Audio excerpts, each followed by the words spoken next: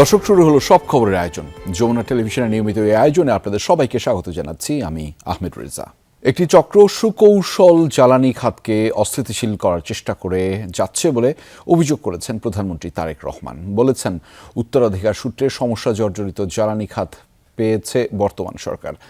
ড্যাবের প্রতিষ্ঠাবার্ষিকীর আয়োজনে প্রধানমন্ত্রী আরও বলেন, রাজনৈতিক সম্পৃক্ততার জন্য চিকিৎসা সেবায় যেন বিঘ্ন না ঘটে সেজন্য সতর্ক থাকতে হবে চিকিৎসকদের। সরকার প্রধান জানিয়েছেন, দ্রুতই হেলথ কার্ড বিতরণ করবে সরকার। ডক্টরস অ্যাসোসিয়েশন অব বাংলাদেশ ড্যাবের ৩৭তম প্রতিষ্ঠাবার্ষিকী উপলক্ষে চিকিৎসক সমাবেশের আয়োজন জাতীয় সংসদ ভবনের এলডি হলে। এতে যোগ দেন প্রধানমন্ত্রী তারেক রহমান। তার সঙ্গে ছিলেন সহধর্মিণী ও জিয়াউর রহমান ফাউন্ডেশনের vice chairman doctor Zubaida Rahman. আমি ড্যাবের প্রতিটি সদস্যকে জানাই আন্তরিক ধন্যবাদ।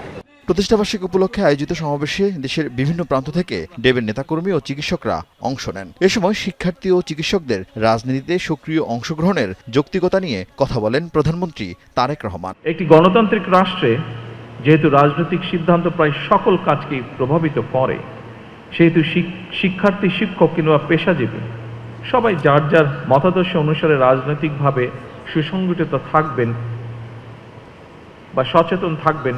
এটা কোনো অযৌক্তিক কোনো বিষয় নয়। তবে রাজনৈতিক সম্পৃক্ততা যেন নিজেদের পেশাগত দায়িত্বে পালনে বিঘ্ন না ঘটায় বা বিঘ্ন ঘটার কারণ না হয়, সেটি হচ্ছে মোস্ট ইম্পর্টেন্ট। এই ব্যাপারে এখানে উপস্থিত ড্যাবের সকল চিকিৎসক বৃন্দকে আমি সতর্ক থাকার জন্য আহ্বান জানাবো। ক্ষমতা আসার পরপরই জ্বালানি সংকটে তীব্র সমালোচনার মুখে পড়ে তারেক রহমানের সরকার। এই সংকটের জন্য আওয়ামী লীগ সরকারের ভুল নীতিমালাকে দায়ী করেন প্রধানমন্ত্রী। ফ্যাসিবাদের সুবিধাভোগীরা কিন্তু বসে নেই। একটি চক্র খুব সুকৌশলে জ্বালানি কিংবা বিদ্যুৎ সেক্টরকে অস্থিতিশীল করার জন্য বেশ সক্রিয়। তারা বিভিন্নভাবে বিভিন্ন বিভ্রান্তিকর বক্তব্য উপস্থাপন করছে। বিগত দিনগুলোতে কোনো নির্দিষ্ট মহলকে সুবিধা পাইয়ে দেওয়ার জন্য যে সকল নীতি গ্রহণ করা হয়েছিল, তার খেসারত সমগ্র দেশের মানুষ এবং বর্তমান সরকারকে বহন করতে হচ্ছে। সেজন্যই পরিকল্পনা আমরা উপস্থাপন করতে পারি, যা বাস্তবায়নের মাধ্যমে এই পেট্রোল বলুন, গ্যাস বলুন বা সামগ্রিকভাবে জ্বালানি খাত বলুন, এর থেকে দেশ এবং দেশের মানুষকে ধীরে ধীরে আমরা সংকট থেকে আমরা বের করে নিয়ে আসতে পারি। প্রতিশ্রুতি অনুযায়ী দ্রুত হেলথ কার্ড বিতরণের চেষ্টা চলছে বলে জানান সরকার প্রধান। যত দ্রুত সম্ভব হেলথ কার্ড চালু করার কাজ আমরা চেষ্টা করছি বাস্তবায়ন করতে। এর বাইরে প্রতিটি উপজেলা স্বাস্থ্য কমপ্লেক্সকে 101 শয্যা বিশিষ্ট হাসপাতালে উন্নীত করার সিদ্ধান্ত এরই ভিতরে নেওয়া হচ্ছে। এর আগে প্রধানমন্ত্রী তারেক রহমান ও ডাক্তার জুবাইদা রহমান জাতীয় সংসদ ভবনের এলডি হল প্রাঙ্গণে নিম ও অর্জুন গাছের চারা রোপণ করেন। পায়রা উড়িয়ে উদ্বোধন করেন চিকিৎসক সমাবেশের। আরিফিন শাকিল, যমুনা নিউজ, ঢাকা। দিল্লিতে বসে শেখ হাসিনা যেভাবে বিশ্ব মিডিয়ায় কথা বলছেন, তাতে ভারতের সঙ্গে বাংলাদেশের কূটনৈতিক সম্পর্ক টিকিয়ে রাখা কঠিন বলে মন্তব্য করেছেন স্বরাষ্ট্রমন্ত্রী সালাউদ্দিন আহমদ। তিনি জানিয়েছেন, ভারত একদিকে হাসিনা কার্ড খেলবে আর অন্যদিকে বাংলাদেশের সাথে বন্ধু হয়ে থাকতে চাইবে, তা হতে পারে না। সকালে ঢাকা বিশ্ববিদ্যালয়ের সিনেট ভবনে এক আলোচনায় তিনি এসব কথা বলেছেন। জুলাই গণ অভ্যুত্থানের 2 বছর পূর্তি উপলক্ষে ঢাকা বিশ্ববিদ্যালয়ের সিনেট ভবনে আয়োজন করা হয় বিশেষ আলোচনা সভার। এতে উঠে আসে ফ্যাসিস্ট সরকার পতনে বিশ্ববিদ্যালয়ের শিক্ষকদের ভূমিকা। বক্তব্য রাখেন জুলাই আন্দোলনে শহীদ পরিবারের সদস্যরাও। আমি এখানে আসতে পারতাম না, এখানে আমার ছেলে আমার এত বড় মঞ্চে আসার সুযোগ করে দিয়েছে, আলহামদুলিল্লাহ। অনুষ্ঠানে স্বরাষ্ট্রমন্ত্রী সালাউদ্দিন আহমদ বলেন, ভারত সরকার শেখ হাসিনাকে বক্তব্য দেবার যে সুযোগ করে দিয়েছে তা দুদেশের বন্ধুত্বপূর্ণ সম্পর্কের পরিপন্থী। আমরা বাংলাদেশের স্বার্থকে সমুন্নত রেখে on the basis of mutual dignity and respect and on the basis of the sovereign equality আমরা আপনাদের সাথে সম্পর্ক রাখব। তার মানে এই না আপনারা হাসিনা কার্ড খেলবেন আর বাংলাদেশের সাথে বন্ধুত্বপূর্ণ সম্পর্ক চাইবেন, দুটো বিপরীতমুখী। আশা করি ভারতীয় কর্তৃপক্ষ, ভারত সরকার বিষয়টি বুঝবেন। বিএনপির সিনিয়র যুগ্ম মহাসচিব রুহুল কবির রিজভী আহমেদ প্রশ্ন রাখেন, প্রধানমন্ত্রীর চীন সফর, তিস্তা ব্যারেজ, চীন, মায়ানমার, বাংলাদেশ করিডোর এসব কারণেই কি ভারত হাসিনার কার্ড খেলছে? এটা কি মিউচুয়াল রেসপেক্টের নজির? আপনি পলাতক একজন ফ্যাসিস্টকে, যে বাংলাদেশের এত শিশু, শ্রমিক, ছাত্রকে হত্যা করে পালালো, তাকে আপনি কথা বলার সুযোগ দিচ্ছেন? এটা তো মানে ইকুয়াল সভরেনিটির প্রতি, সভরেন ইকুয়ালিটির প্রতি তো এটা কোনো ধরনের সম্মান দেখানো নয়।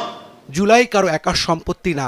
জুলাই আন্দোলনে দেশের সব শ্রেণী পেশার মানুষ অংশ নিয়েছে। তাই জুলাই চেতনাকে ধারণ করে দেশকে এগিয়ে নিয়ে যাবার প্রত্যয় ব্যক্ত করেন বক্তারা। নতুন করে ফ্যাসিবাদ তৈরি হোক সেটা আমরা চাইব না। রাব্বি সিদ্দিকী, যমুনা নিউজ, ঢাকা। ১/১১ সময় ডিজিএফআই এর আয়নাঘর খ্যাত জয়েন্ট ইন্টারোগেশন সেল জেআইসিতে বন্দী রেখে বর্তমান প্রধানমন্ত্রী তারেক রহমানকে নির্মম নির্যাতনের তথ্য প্রমাণ মিলেছে বলে জানিয়েছেন ট্রাইব্যুনালের চিফ প্রসিকিউটর। শনিবার জেআইসি পরিদর্শন করেন ট্রাইব্যুনালের বিচারপতি সহ প্রসিকিউশন ও আসামিদের আইনজীবীরা। পরে চিফ প্রসিকিউটর বলেছেন, ২০০৮ সাল থেকে ২০২৪ সাল পর্যন্ত ভিন্ন মতের ব্যক্তিদের ধরে এনে এই টর্চার সেলে রেখে অমানবিক নির্যাতন করা হতো। সেই আলামত নষ্ট করা হয় ৫ আগস্টের পর। ৫ আগস্ট রাজনৈতিক পট পরিবর্তনের পর আওয়ামী লীগ সরকারের ১৫ বছর সহ ১৭ বছরের শাসনামলের গুম-খুনের বিচার শুরু হয় আন্তর্জাতিক অপরাধ ট্রাইব্যুনালে। ডিজিএফআইয়ের গোপন বন্দিশালা আয়নাঘরে হুম্মাম কাদের চৌধুরী, ব্রিগেডিয়ার আবদুল্লাহ হিল আজমি সহ ২৬ জনকে গুম নির্যাতনের মামলায় বিচার চলছে শেখ হাসিনা সহ ১৩ জনের বিরুদ্ধে। শনিবার গুমের এ মামলার বিচারের অংশ হিসেবে ডিজিএফআইয়ের গোপন বন্দিশালা পরিদর্শন করেন ট্রাইব্যুনালের বিচারপতি, প্রসিকিউশন ও আসামি পক্ষের আইনজীবীরা। পরিদর্শন শেষে চিফ প্রসিকিউটর জানান, এখানে ১/১১ সরকারের আমলে বর্তমান প্রধানমন্ত্রী তারেক রহমানকে আটকে রেখে নির্যাতন করা হয়েছিল। জনাব তারেক রহমানকে আজকের যে জেআইসি সেলটি আমরা পরিদর্শন করেছি তারই কোনো একটি কামরায় তাকেও কিন্তু সেখানে আনা হয়েছে, তার উপরে নির্যাতন করা হয়েছিল। এটাও কিন্তু আমাদের ইনভেস্টিগেশনে বিভিন্ন সাক্ষীদের মুখের বর্ণনা থেকে সেই তথ্যও পাওয়া গেছে। শুধু তারেক রহমানই নয়, অসংখ্য মানুষকে এখানে বন্দী রাখা হয়েছিল। এসব অপরাধের জড়িতদের বিচারের আওতায় আনা হবে বলে জানায় চিফ প্রসিকিউটর। বিগত সরকার শেখ হাসিনার নেতৃত্বে একটি অমানবিক রাষ্ট্র কায়েম করা হয়েছিল, যেখানে কিছু সংখ্যক অতি উৎসাহী আইনশৃঙ্খলা বাহিনীর সদস্যরা সরকারের কিছু অসৎ উদ্দেশ্য বাস্তবায়নের জন্য এই আয়নাগর নামীয় টর্চার সেলগুলো বাংলাদেশে প্রতিষ্ঠা করেছিল। তবে পরিদর্শন শেষে বন্দীদের দেয়া অভিযোগ অস্বীকার করেন আসামিপক্ষের আইনজীবীরা। আমরা যেটা দেখেছি এটা মূলত এই ওনাদের যেই ডকুমেন্ট যেটা প্রসিকিউশন জমা দিয়েছে ট্রাইব্যুনালের সামনে, সেখানে আমরা যথেষ্ট অমিল পেয়েছি। যে ব্যক্তি গাছ দেখে নাই সেই ব্যক্তি কি করে এই মেজবি দেখে, মেজবির উল্টা ওয়াল দেখে। ৫ আগস্টের পর জেআইসিতে গুমের আলামত নষ্ট করা হয়েছে বলে জানান চিফ প্রসিকিউটর আমিনুল ইসলাম। রাব্বি হোসেন, যমুনা নিউজ, ঢাকা। ২০১৫ সালে বিএনপির তৎকালীন যুগ্ম মহাসচিব ও বর্তমান স্বরাষ্ট্রমন্ত্রী সালাউদ্দিন আহমেদকে গুম ও র্যাবের টিএফআই সেলে বন্দী রেখে নির্যাতনের ঘটনায় শেখ হাসিনা, আসাদুজ্জামান খান কামাল, জিয়াউল হাসান সহ তৎকালীন র্যাব ও পুলিশের ঊর্ধ্বতনদের সম্পৃক্ততা পেয়েছে ট্রাইব্যুনালের তদন্ত সংস্থা। শেখ হাসিনার নির্দেশনায় গুম করা হয়েছিল বলে তদন্তে বেরিয়ে এসেছে। চিফ প্রসিকিউটর আমিনুল ইসলাম জানিয়েছেন, গুমের পর ভারতে পাচারে যারা জড়িত ছিল তাদের তথ্য খতিয়ে দেখা হচ্ছে। দ্রুতই এই মামলার তদন্ত শেষ করে দোষীদের বিচারের আওতায় আনা হবে বলে জানিয়েছেন চিফ প্রসিকিউটর। রাব্বি হোসেনের রিপোর্টে থাকছে বিস্তারিত। ২০১৫ সালের ১০ মার্চ রাজধানীর উত্তরা থেকে তুলে নেওয়া হয় বিএনপির তৎকালীন যুগ্ম মহাসচিব সালাউদ্দিন আহমদকে। পরে একই বছরের ১১ মে ভারতের মেঘালয়ের শিলং থেকে স্থানীয় পুলিশ তাকে উদ্ধার করে। ৫ আগস্টের পর গুমের বিচার চেয়ে আন্তর্জাতিক অপরাধ ট্রাইব্যুনালের প্রসিকিউশনের কাছে অভিযোগ দেন সালাউদ্দিন আহমদ। তদন্ত সংস্থার তদন্তে বেরিয়ে আসে, গুমের পর ও উদ্ধারের আগে মাঝের ২ মাস সালাউদ্দিন আহমদকে বন্দী করে নির্যাতন করা হয়েছিল র্যাবের গোপন বন্দিশালা টিএফআই সেলে। আমরা ধারণা করি যে আমাদের বর্তমান স্বরাষ্ট্রমন্ত্রী মহোদয়কে এরই মধ্যে রাখা। ট্রাইব্যুনালের চিফ প্রসিকিউটর জানান, স্বরাষ্ট্রমন্ত্রীকে গুমের ঘটনায় তৎকালীন প্রধানমন্ত্রী শেখ হাসিনা, স্বরাষ্ট্রমন্ত্রী আসাদুজ্জামান খান কামাল, সেনা কর্মকর্তা জিয়াউল হাসান সহ তৎকালীন র্যাব ও পুলিশের ঊর্ধ্বতন কর্মকর্তাদের সম্পৃক্ততা পেয়েছে তদন্ত সংস্থা। র্যাবের কিছু দুষ্কৃতিকারী কর্মকর্তাদের সংশ্লিষ্টতা আছে, শেখ হাসিনার সংশ্লিষ্টতা এর মধ্যে আছে। তার পরিকল্পনা এবং নির্দেশেই এই ঘটনাটা ঘটেছে বলে আমাদের প্রাথমিক তদন্তে মনে হচ্ছে। জিয়াউল হাসানের সম্পৃক্ততা আছে, আরও কিছু মানুষের সম্পৃক্ততা আছে। ইতোমধ্যেই স্বরাষ্ট্রমন্ত্রী সালাউদ্দিন আহমেদের কাছ থেকে মৌখিক জবানবন্দি নিয়েছে তদন্ত কর্মকর্তা। দ্রুতই আনুষ্ঠানিক জবানবন্দি গ্রহণ করা হবে। মাননীয় স্বরাষ্ট্রমন্ত্রী মহোদয়কে যারা তাকে তুলে নিয়ে গেছিল, যাকে যেভাবে নির্যাতন করেছে, যেখানে টিএফআই সেলে যেখানে বন্দী করা হয়েছে, যেভাবে তাকে নিয়ে ভারতে পাচার করে বা হস্তান্তর করে দিয়ে আসছে, রেখে আসছে, এই সমস্ত জায়গাগুলো আমরা আনুষঙ্গিক ইনভেস্টিগেশনটা আমরা এখন করছি। এছাড়া তদন্ত সংস্থার কাছে দেয়া গুমের শিকার ছাত্রদল নেতা আইনজীবী সোহেলের জবানবন্দিতেও উঠে এসেছে স্বরাষ্ট্রমন্ত্রীকে টিএফআই সেলে গুম করে রাখার চাঞ্চল্যকর তথ্য। যত দ্রুত সম্ভব এই ইনভেস্টিগেশনটা শেষ করে আমরা প্রকৃত দোষী যারা তাদেরকে বিচারের আওতায় আনার জন্য আমরা চেষ্টা করছি। রাব্বি হোসেন, যমুনা নিউজ, ঢাকা। নিজেরা গণভোটের প্রস্তাব দিলেও ক্ষমতায় গিয়ে বিএনপির মানসিকতা বদলে গিয়েছে বলে অভিযোগ করেছেন বিরোধী দলীয় নেতা ডাক্তার শফিকুর রহমান। বলেছেন, সংবিধান সংস্কার কমিটি না থাকলে 2026 সালের নির্বাচনও সংবিধানে নেই। সকালে সরকারি বাসভবনে কূটনীতিকদের জন্য জুলাই অভ্যুত্থানের চিত্র প্রদর্শনীর আয়োজন শেষে গণমাধ্যমকে এসব কথা বলেছেন জামায়াত আমির। 3 দিনব্যাপী আয়োজনের শেষ দিনে প্রদর্শনী দেখতে যান বাংলাদেশে নিযুক্ত বিভিন্ন দেশের কূটনীতিকরা। এ সময় বাংলাদেশের অভ্যুদয় থেকে শুরু করে জুলাই 24-এর গণ অভ্যুত্থান পর্যন্ত বিভিন্ন সময়ের গুরুত্বপূর্ণ আলোকচিত্র কূটনীতিকদের ঘুরে দেখান বিরোধী দলীয় নেতা। প্রদর্শনী শেষে নিজেদের মতামত লিখে তা প্রতীকী ডাকবাক্সে জমা দেন আগত কূটনীতিকরা। পরে গণমাধ্যমের সঙ্গে কথা বলেন জামাত আমির ও বিরোধী দলীয় নেতা ডাক্তার শফিকুর রহমান। বলেন, বিগত আওয়ামী লীগ সরকারের লাগামহীন দুর্নীতি আর বিরোধী মতের উপর অত্যাচারের ফল হিসেবেই সংগঠিত হয় জুলাই 24-এর গণ অভ্যুত্থান। সমাজের কোনো শ্রেণী পেশার মানুষ, কোনো ধর্মে বর্ণের মানুষ এদের হাত থেকে রেহাই পায়। কার্যত তারা দেশের মালিক বনে গিয়েছিলেন আর জনগণকে তারা তাদের প্রজা মনে করতেন। বরঞ্চ কিছু কিছু দেশে যেখানে জনগণ প্রজা হিসেবে বিবেচিত হয়, তাদের সাথেও এত নিকৃষ্ট আচরণ করা হতো না যা নিজ দেশের মানুষের সাথে বিগত শাসক গোষ্ঠী আচরণ করেছে। বিএনপি সরকার সংবিধান সংস্কার ও জুলাই সনদ বাস্তবায়ন ইস্যুতে জনগণের আকাঙ্ক্ষা বাস্তবায়নে গড়িমসি করছে বলে অভিযোগ তোলেন বিরোধী দলীয় নেতা। সংসদে দাবি না মানায় জনগণকে সঙ্গে নিয়ে বিরোধী দল রাজপথের আন্দোলনে আছে বলে উল্লেখ করেন ডাক্তার শফিকুর রহমান। গণভোটে যদি বেশিরভাগ জনগণ হা বলে, তাহলে গণভোটের রায় সবাই বাস্তবায়ন করতে বাধ্য থাকবে। তাদের মধ্যে বললো, আমরাও বললাম, যে নির্বাচন হলো, যে কায়দায় হোক তারা গেলেন ক্ষমতায়, 2/3 পেয়ে গেলেন, এবার তাদের মানসিকতা বদলে গেল। 2টা শপথ নেওয়ার কথা, একটা নিলেন আর একটা নিলেন না। তারা বলতেছেন এটা সংবিধানে নাই। ভাই, সংবিধান তো 26 সালের নির্বাচনও নেই। এটা তো জাতির প্রয়োজনে, will of the people is the supreme law. জনগণের অভিপ্রায় হচ্ছে সবচেয়ে বড় আইন। সেই অভিপ্রায়ের ভিত্তিতেই সরকার গঠন হয়েছে, সেই অভিপ্রায়ের ভিত্তিতেই ঐকমত্য কমিশন হয়েছে, সেই অভিপ্রায়ের ভিত্তিতেই গণভোটের আয়োজন করা হয়েছে, সংসদ নির্বাচনের আয়োজন করা হয়েছে। জামাত আমির পরে যোগ দেন দলের ওলামা কমিটির জাতীয় সম্মেলনে। এ সময় উস্কানিমূলক বক্তব্য দেয়া থেকে বিরত থাকতে দলীয় নেতাকর্মীদের নির্দেশ দেন তিনি। আমরা দুনিয়ায় যুদ্ধ চাই না, শান্তি চাই। কিন্তু আমার ঘাড়ে কেউ যদি যুদ্ধ চাপিয়ে দেয়, আমাকে তো ডিফেন্স নিতে হবে, নিতে হবে না? ইসলামের প্রত্যেকটা গাজওয়া ছিল ডিফেন্সিভ। নির্দিষ্ট তথ্যের ভিত্তিতে সংগঠিত হয়েছে। আক্রমণ করা হবে, মাটির সাথে মিশিয়ে দেওয়া।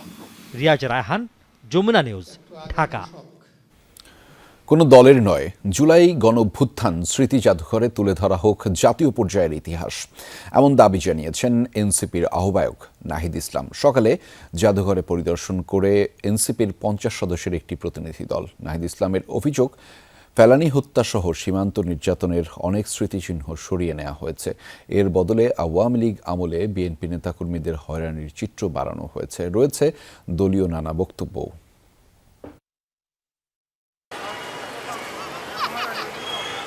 5 আগস্ট উদ্বোধনের পরদিন সর্বসাধারণের জন্য উন্মুক্ত হয় জুলাই গণঅভ্যুত্থান স্মৃতি জাদুঘর। সকালে পরিদর্শনে যায় এনসিপির একটি প্রতিনিধি দল। তারা ঘুরে দেখেন জাদুঘরের বিভিন্ন অংশ। নিচতলায় শেখ হাসিনার আমলে হওয়া গুম খুনের নানান প্রামাণ্যচিত্র ও স্মৃতিচিহ্ন সাজানো। দ্বিতীয় তলায় জুলাইয়ের বিভিন্ন আলোকচিত্র, ভিডিও, নথিপত্র ও শহীদদের ব্যবহৃত সামগ্রী, যা ঘুরে ঘুরে দেখে প্রতিনিধি দল। তারা ঢোকেন প্রতীকী আয়না ঘরেও।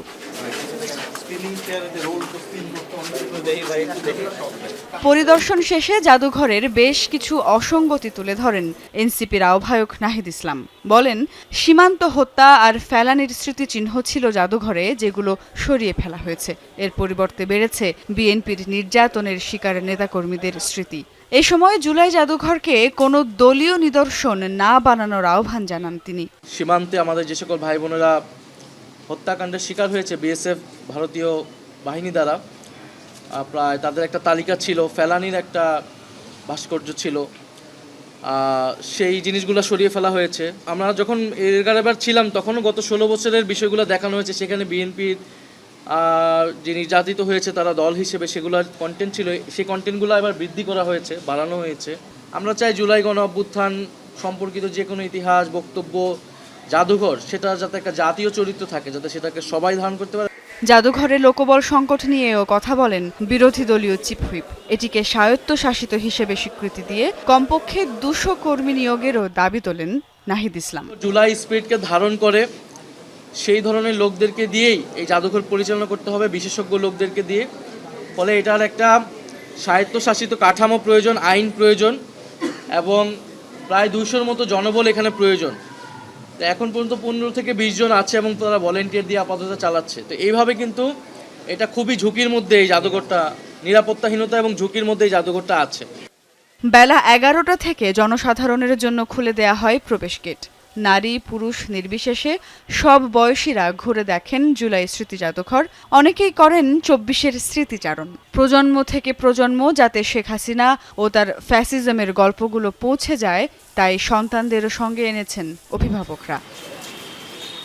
সুমাইয়া ঐশী, যমুনা নিউজ, ঢাকা।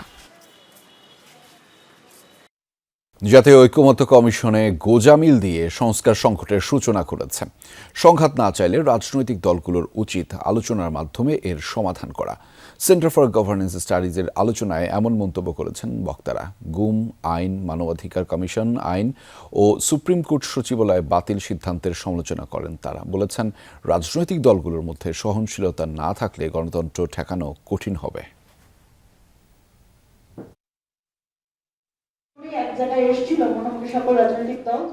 গণতান্ত্রিক পুনর্গঠনের জন্য সংলাপ। জুলাই জাতীয় সনদ প্রসঙ্গে আলোচনার আয়োজন করে সেন্টার ফর গভর্নেন্স স্টাডিজ। সকালে সিডাপ মিলনায়তনে এই আলোচনায় গুরুত্বপূর্ণ কয়েকটি আইন বাতিলের সমালোচনা করেন বক্তারা। গুম অধ্যাদেশ বাতিল হয়ে গেল, মানবাধিকার অধ্যাদেশ বাতিল হয়ে গেল, এবং বলা হলো যে অধিকতর ভালো আইন আমরা করব। তো অসম্ভব রকমের পুয়ার একটা আইন হয়েছে, মানে যেটা থাকা এবং না থাকা একই ব্যাপার। পুলিশের অপরাধের তদন্তের জন্য একটা স্বাধীন তদন্ত লাগবে সংস্থা, নইলে পুলিশ কখনো নিজের তদন্ত প্রপারলি করবে না, এটাই স্বাভাবিক। এই যে মানবাধিকার কমিশন করা হয়েছিল, যে গুমের তদন্তটা মানবাধিকার কমিশনের মাধ্যমে হবে, এটা ল্যাপস করে দিলেন। বক্তারা বলেন, অন্তর্ভুক্তিমূলক নির্বাচন হলে গণতন্ত্র সংহত হয়। বহু বছর পরে বাংলাদেশে একটা ভালো নির্বাচন হয়েছে, কিন্তু যদি একাডেমিক্যালি আমরা আলোচনা করি, এখানে অনেক শিক্ষক আছেন, গবেষক আছেন, তারা হয়তো 15-20 বছর পরে এই প্রশ্ন তুলবেন যে এই নির্বাচন অন্তর্ভুক্তিমূলক ছিল না, কারণ জনগণের একটা বড় অংশের প্রতিনিধিত্ব ছিল না। আওয়ামী লীগের যেভাবে পলাইছে ঝাড়ে বংশে, ওই আওয়ামী লীগের ভোট করার কোনো ক্ষমতা থাকতো, কিন্তু ওই যে মনের মধ্যে আমাদের যে গণতান্ত্রিক সহনশীলতা জায়গাটা নেই। আমরা ক্ষমতায় যে ক্ষমতাবান হই, সেই ক্ষমতাটাকে প্রয়োগ করতে চাই, ত্রাস করতে চাই, আরো জোরে করে বের করে দিতে চাই। এই বের করে দেওয়ার মধ্যেই কিন্তু আওয়ামী লীগ তার জীবন ফিরে পাচ্ছে। আজকে আমরা শঙ্কিত, শেখ হাসিনা আসবে, আওয়ামী লীগ আসবে, মারাত্মক শঙ্কিত।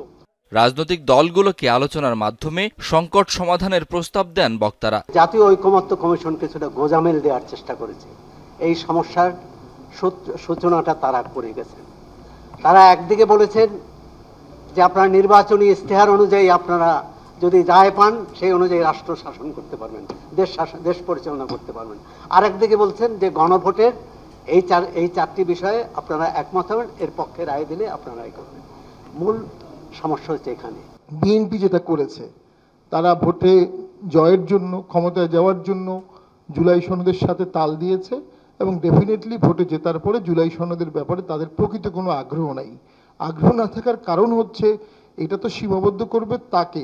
বিরোধী দলের এমপিরা বলেন সরকার জনমত উপেক্ষা করে অগণতান্ত্রিক আচরণ করছে। আমার নিজস্ব ধারণা যে এই যে দুর্নীতিটা বন্ধ হয়নি, হবে কিভাবে?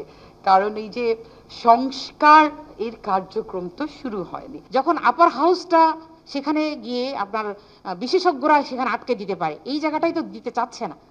সব সরকার যখন আসে তারা নির্দ্বিধায় সব পাশ করে নিতে চায় কণ্ঠভোটে।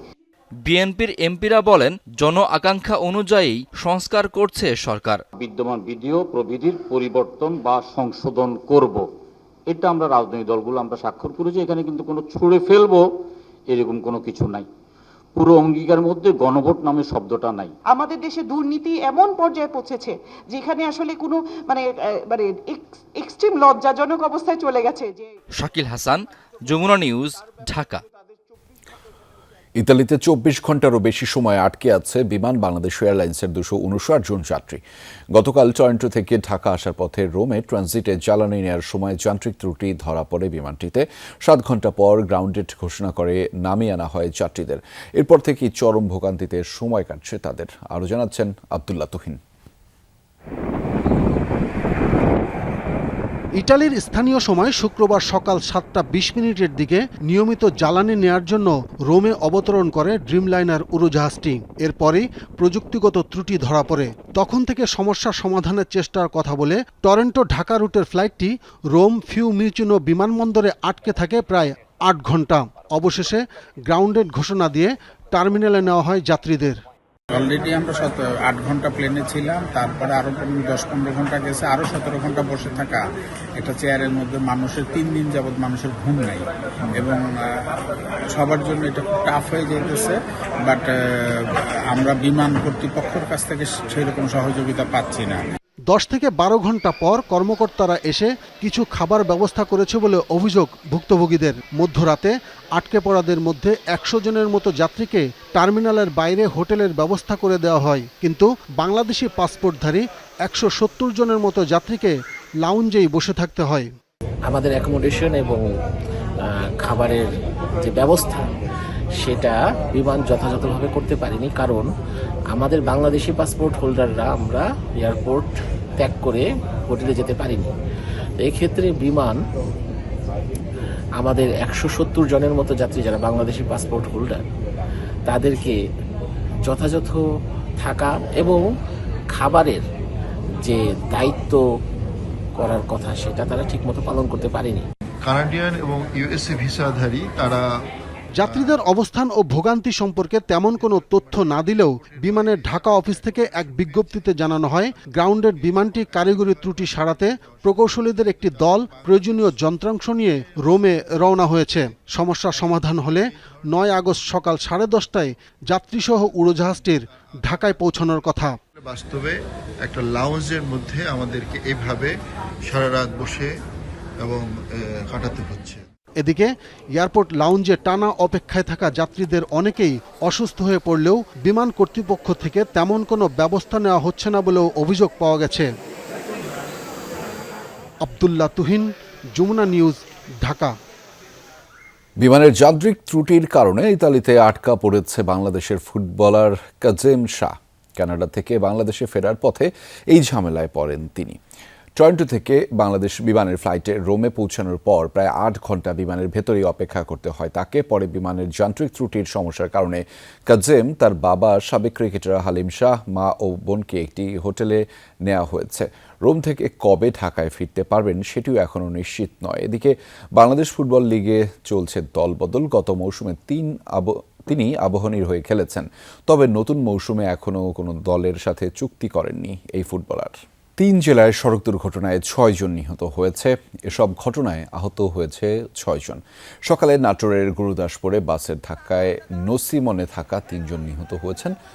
বনপাড়া হাটিকুমরুল মহাসড়কের নয়াবাজারে এই ঘটনা ঘটে। পুলিশ জানিয়েছে ঢাকা থেকে রাজশাহীগামী একটি বাস বিপরীত দিক থেকে আসা নসিমনটিকে ধাক্কা দিলে ঘটনাস্থলে নিহত হন একজন। আহতদের উদ্ধার করে হাসপাতালে নিলে চিকিৎসাধীন অবস্থায় মৃত্যু হয় আরও দুজনের। এছাড়া আহত 3 জনকে রাজশাহী মেডিকেল কলেজ হাসপাতালে পাঠানো হয়েছে। এদিকে কিশোরগঞ্জের পাকুন্দিয়ায় অনন্যা পরিবহনের একটি বাসের চাপায় অটোরিকশার চালকসহ এক যাত্রী নিহত হয়েছেন।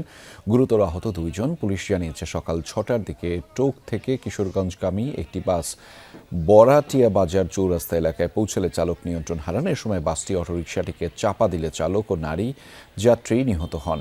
গুরুতর আহত হয় আরও 2 জন। এছাড়া ঠাকুরগাঁওয়ে মোটরসাইকেলের ধাক্কায় এক পথচারী নিহত হয়েছেন।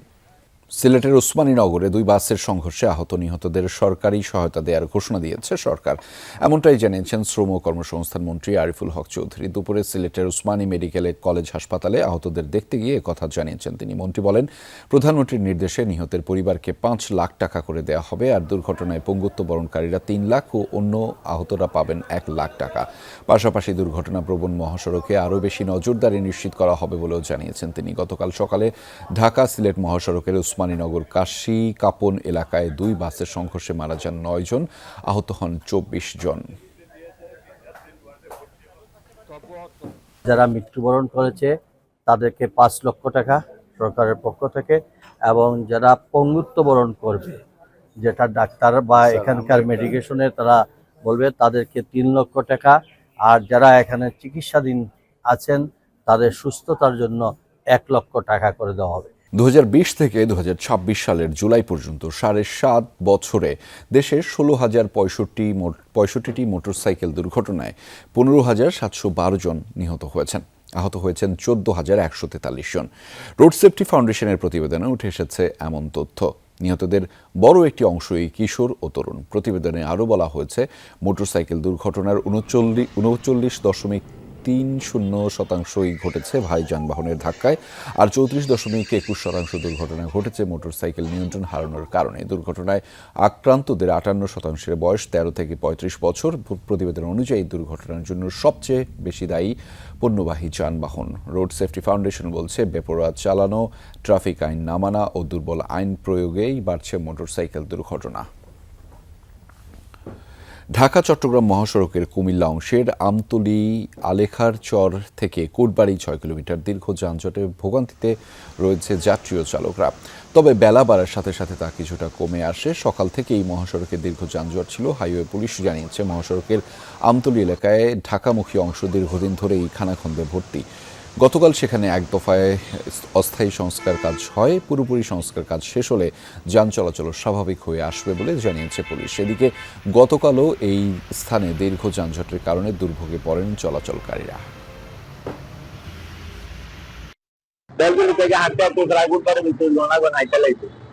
আবার যাবো এন্টারমেন্ট, গাড়ি তো ভাই পেয়েছি না। কালকে জ্যাম ছিল, কালকে গাড়ি থাকতে যাচ্ছিলাম চট্টগ্রাম, আসি নাই। তো আজকে সকালবেলা বড় বড় রওনা দিচ্ছি, এখন বেলতুলি থেকে এখন জামগড়া দিচ্ছি। এখন আল্লাহ জানে কখন ক্যান্টনমেন্ট পার হবো। আজকে 2 দিন যাবত যাত্রীদেরও ভোগান্তি, আমাদেরও ভোগান্তি। গ্যাস খরচে যাত্রী রয়েছে, ইনকাম তো নাই। কাগজে কোনো চুক্তিই সৌদি আরবের নিরাপত্তা নিশ্চিত করতে পারবে না বলে হুঁশিয়ারি দিয়েছে ইরান। তুরস্ক ও পাকিস্তানের সাথে চুক্তির প্রতিক্রিয়ায় তেহরান রিয়াদকে ভিক্ষা না করে নীতিতে পরিবর্তন আনার পরামর্শ দিয়েছে। এদিকে ভারত জানিয়েছে, পাকিস্তানের মক্কা প্যাক্ট তারা গভীরভাবে পর্যালোচনা করছে। এই চুক্তি ন্যাটোর সাথে সাংঘর্ষিক নয় বলে দাবি করেছে তুরস্ক। যে কেউ চাইলে যৌথ চুক্তিতে যুক্ত হতে পারবে বলেও জানিয়েছেন তুর্কির president Recep Tayyip Erdogan.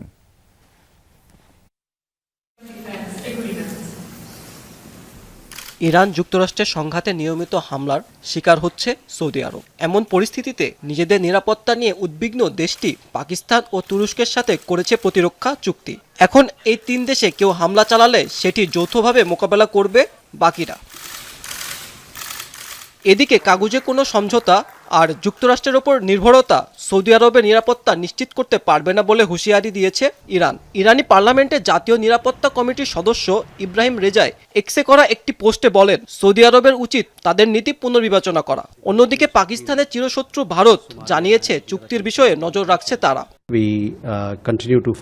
Mecca প্রতিরক্ষা চুক্তির বিষয়টি আমরা গভীরভাবে পর্যবেক্ষণ করছি। এ নিয়ে নতুন কোনো তথ্য পাওয়া গেলে তা নিয়ে পর্যালোচনা করা হবে।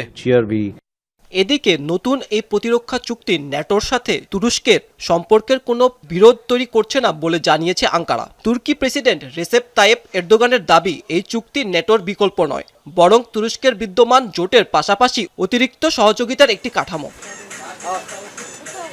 দীর্ঘদিন ধরে সৌদি আরব সহ মধ্যপ্রাচ্যের দেশগুলোর নিরাপত্তার প্রধান অংশীদার যুক্তরাষ্ট্র। তেহরান ওয়াশিংটন সংঘাতে মধ্যপ্রাচ্য জুড়ে ইরানের নিয়মিত হামলার পর শুধু যুক্তরাষ্ট্রের ওপর ভরসা রাখতে পারছে না দেশগুলো, তাই তারা নিজেদের নিরাপত্তা নিয়ে নতুন করে ভাবছে। মাহমুদ সাকিব, যমুনা নিউজ। পাবনার বেড়া উপজেলায় অভিযান চালিয়ে গ্রেফতার পৌর যুবলীগের এক নেতাকে পুলিশের কাছ থেকে ছিনিয়ে নেয়ার অভিযোগ উঠেছে। পুলিশ সুপার জানিয়েছেন ওই নেতার নাম সোহেল রানা। তিনি বেড়া পৌর যুবলীগের যুগ্ম সম্পাদক। তার বিরুদ্ধে 2টি মারামারির মামলায় গ্রেফতারি পরোয়ানা রয়েছে।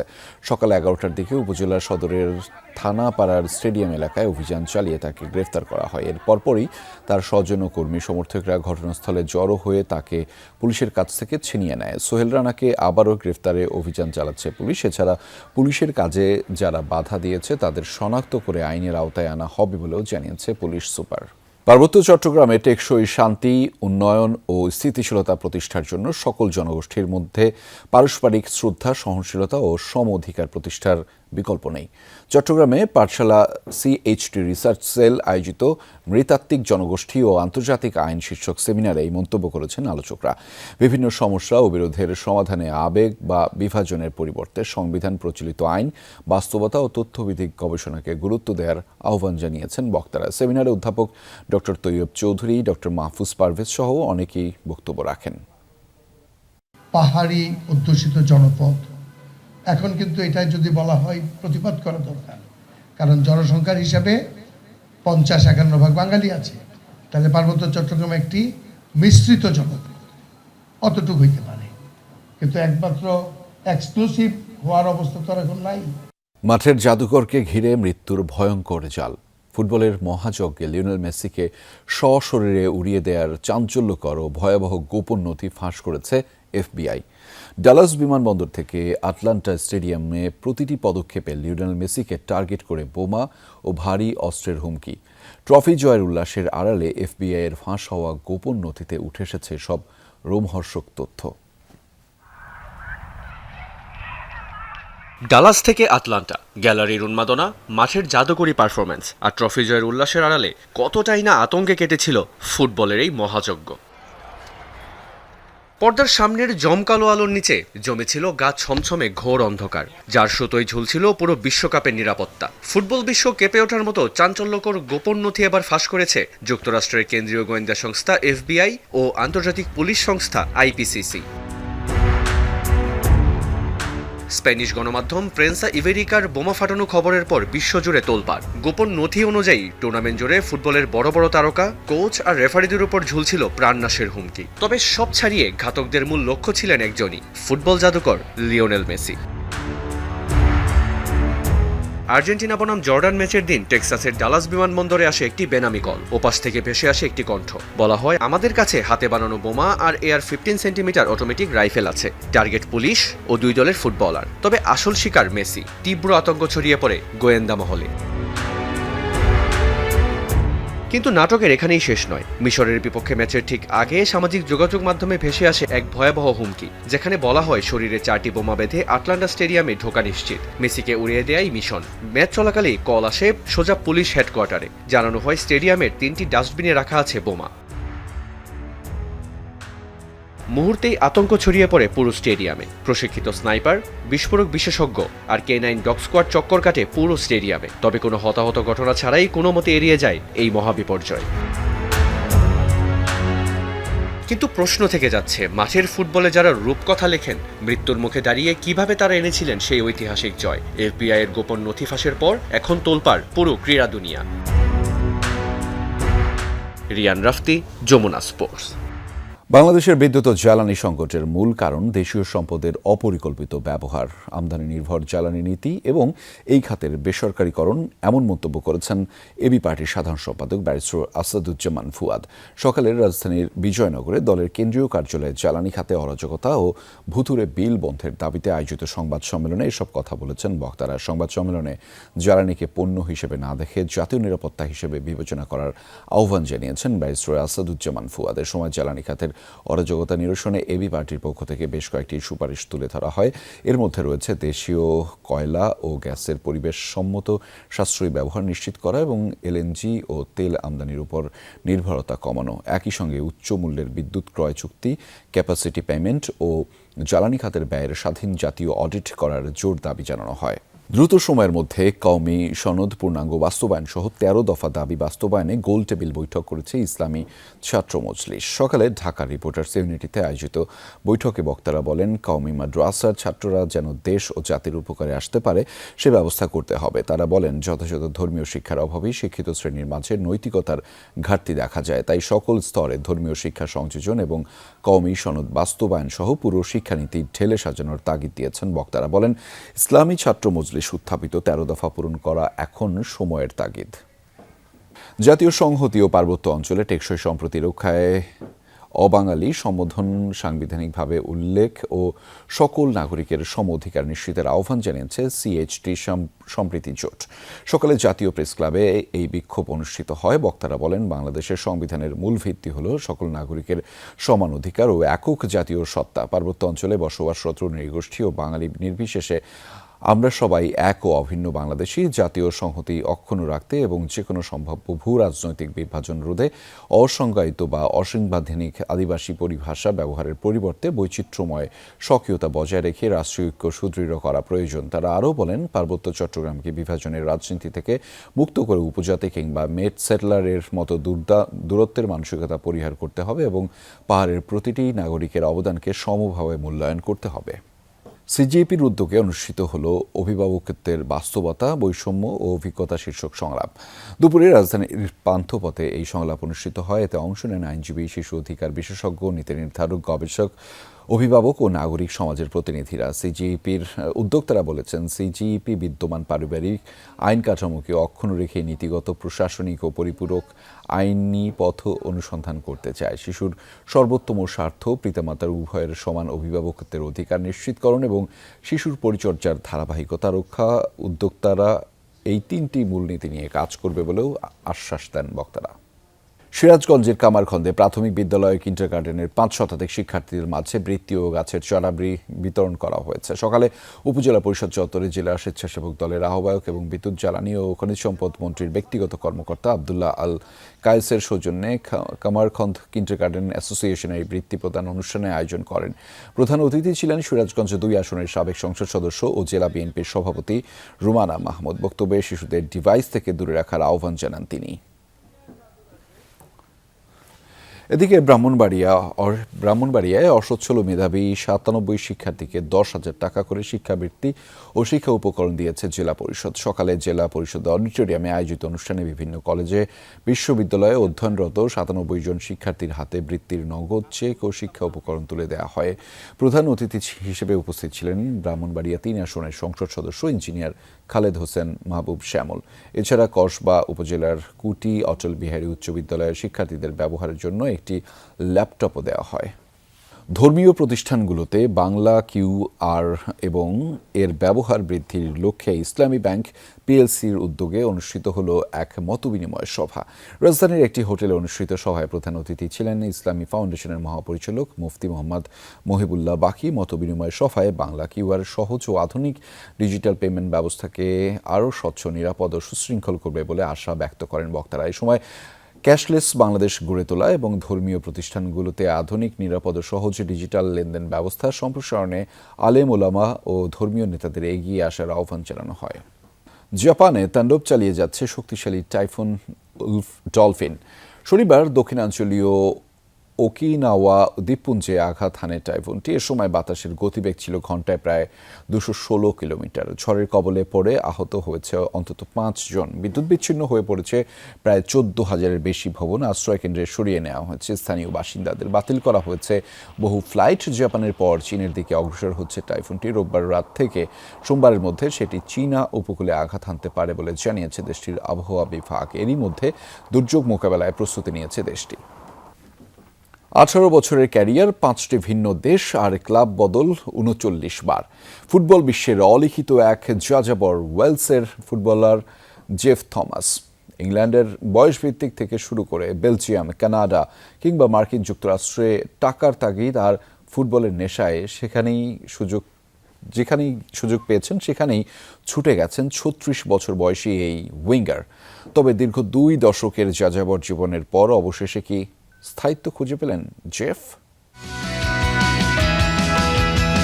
ব্র্যাডফোর্ডে জন্ম নেওয়া জেফ থমাসের ফুটবল যাত্রা শুরু হয়েছিল রদারহাম ইউনাইটেড থেকে, কিন্তু তরুণ বয়সের খামখেয়ালিপনার কারণে মূল দলে জায়গা হয়নি। এরপর থেকেই শুরু হয় এক রেকর্ড সৃষ্টিকারী অধ্যায়। রসিংটন মেইনে 5 বার, মিকলওভার স্পোর্টসে 4 বার আর ফ্রিকলি অ্যাথলেটিক্সে 3 বার। একই ক্লাবে বারবার ফেরা আর ছাড়ার অদ্ভুত এক চক্রে জড়িয়ে পড়েন তিনি। ইংল্যান্ডের নন লিগ ফুটবলের গণ্ডি পেরিয়ে থমাস পাড়ি জমিয়েছিলেন আমেরিকার কানসাস, বেলজিয়ামের মতেগনি আর কানাডার থান্ডার বে চিলে। ক্যারিয়ারে এক মৌসুমে খেলেছেন 5টি ভিন্ন ক্লাবে। কিন্তু কেন বারবার ক্লাব বদলাতেন এই ফুটবলার? কোনো ক্লাবে আমি কাঙ্ক্ষিত অর্থ না পেলে অন্য ক্লাবে চলে যেতাম। অনেক বেশি ক্লাব বদলেছি, সঠিক হিসাবও আমার কাছে নেই। তবে ভিন্ন দেশ ও সংস্কৃতিতে ফুটবল খেলার এই অভিজ্ঞতা ছিল অসাধারণ। তবে যাযাবর সেই জীবন ছেড়ে থমাস এখন শান্ত। দক্ষিণ ইয়র্কশায়ারের 9ম টায়ারের দল ডিয়ার্ন অ্যান্ড ডিস্ট্রিক্টের প্লেয়ার ম্যানেজার হিসেবে দায়িত্ব পালন করছেন তিনি। নিজের বাড়ি থেকে মাত্র 5 মিনিটের হাঁটা পথের এই ক্লাবে তিনি এনে দিয়েছেন অভাবনীয় সাফল্য। 2021 সালেও স্থানীয় ডনকাস্টার লিগে খেলা এই ক্লাবটি এখন প্রথমবার খেলতে যাচ্ছে ঐতিহ্যবাহী এফএ কাপে। বর্তমানে ডার্বি কাউন্টির অনূর্ধ্ব 12 দলের কোচ হিসেবেও কাজ করছেন এই খেলোয়াড়। একসময় অর্থের পেছনে ছুটে এক ক্লাব থেকে অন্য ক্লাবে ঘুরে বেড়ানো জেফ এখন ডাগআউটে দাঁড়িয়ে নিজের তরুণ শিষ্যদের শেখাচ্ছেন ধৈর্যের পাঠ। মাঠের ভেতরের যাযাবর ফুটবলারটি এখন ডাগআউটের একজন সফল কাণ্ডারি। Sanjana Ivy, Jamuna sports. দর্শক, এই ছিল সব খবরের আয়োজনে। এতক্ষণ সাথে থাকার জন্য আপনাদের সবাইকে ধন্যবাদ।